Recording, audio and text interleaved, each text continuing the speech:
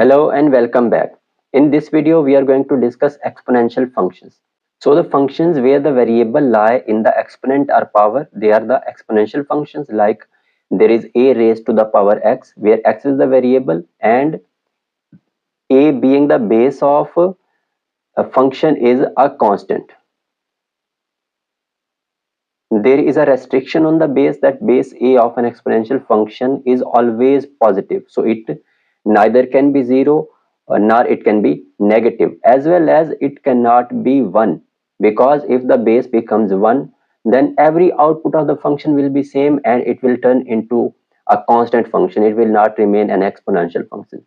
So here are the two examples. F of x given as 2 raised to the power x, that is an exponential function.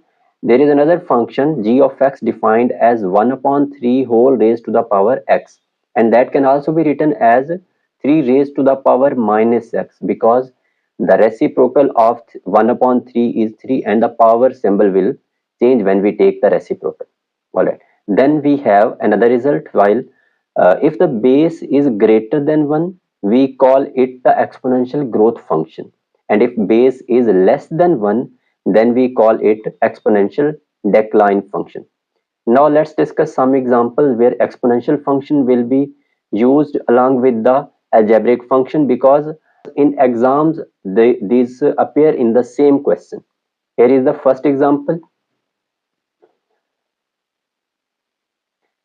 He said f of x equals 3 raised to the power x, that is an exponential function, and h of x given as 2x minus 1, that is an algebraic function. And he said find h of 5.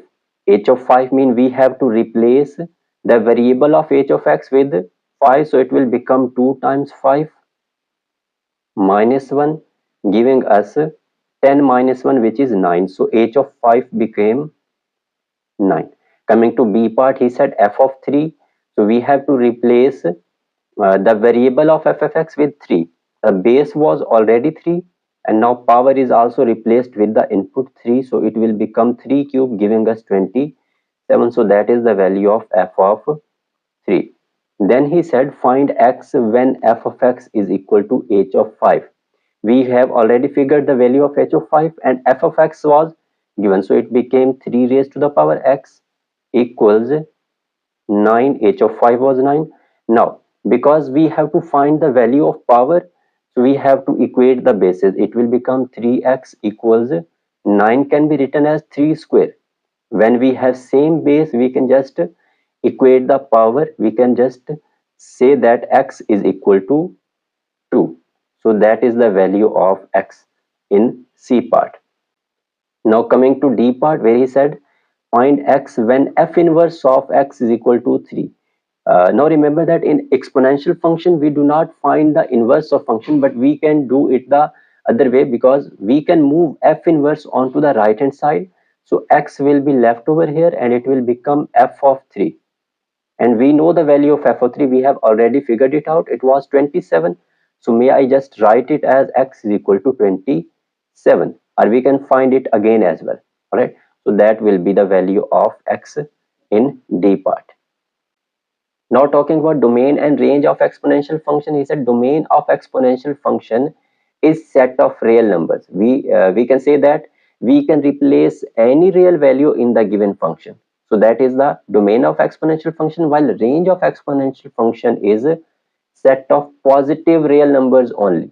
We cannot get 0 or the less than 0 values in an exponential function, because the exponential function was raised to the power of a positive number. Like we have an example, f of x is equal to 5 raised to the power x, and the domain of function is set of real number. It can also be written in the form of interval, and then range of the function is the positive real numbers written in the form of interval in the second step. Now again we have some question where we have f of x is equal to 2x plus 1, that is definitely an algebraic function. G of x given as x square plus 4, that is also an algebraic function, and h of x is equal to 2 raised to the power x, and that is an exponential function. And that is a question from a past paper. I have just taken it from IGCSE past paper. So in first part he said solve the equation f of x is equal to g of 1. f of x was 2x plus 1. Then what will be the value of g of 1? We have to replace 1 over here. It will become 1 square plus 4.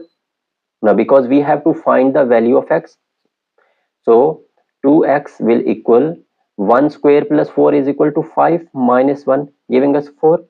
If 2x is 4, we can directly say that value of x is 2. So that was the first part where only algebraic function was involved. Now in the second one, he said evaluate h f of 3. Now the function h, the exponential function, is also involved. So first we have to figure out the value of f of 3, and we know it will become 2 times 3 plus 1. It will give us h of 7. And what was the value of h of x? It was 2 raised to the power x. So here the input is 7. It will become 2 raised to the power 7, and we can evaluate it with the help of a calculator. It will become hf of 3 equals, perhaps it will be 128.